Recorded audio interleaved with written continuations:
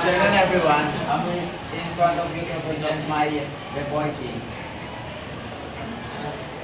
Question number 1. A local artisan is weaving a banig with a pattern that uses 2 red stripes followed by 3 yellow stripes repeatedly.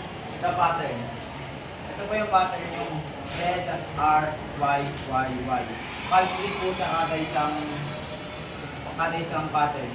Hinahanap po is yung pang 14. Pag divide po natin yung 14 divide 5, makakuha po tayong sagot 2 sets tapos 4 reminders po.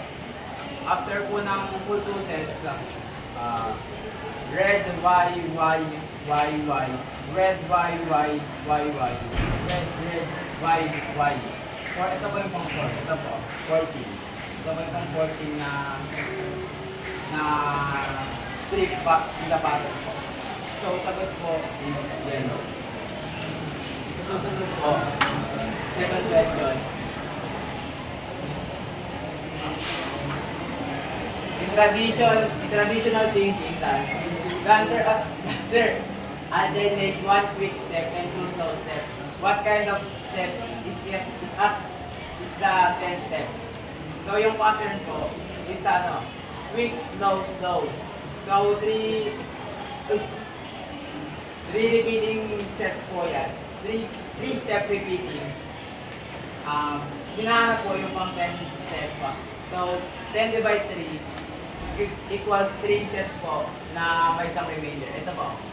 1, 2, 3. 1, 2, 3. 1, 2, 3. Kasi ito po yung pang 10, yung 2. So, quick. Yung sagot ko is quick step.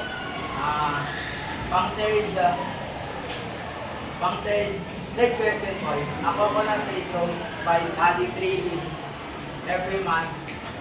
On the first month, it had 5 leaves. So how many leaves will it have on the 6th month? Dito po, ginamit ko po itong formula na to. It means, term po na hinahanap. Tapos, first term plus the number of term minus 1 parenthesis times difference. Ito po yun. Yung hinahanap ko is mga 6. So, 6 term po. 5, yung ito po yung first term, 5 leaves. 5, so, 6 minus 1 is 5. 5 times 3 equals 15. So, 15 plus 5 po is 20 leaves. That's all. Thank you. Okay, thank you.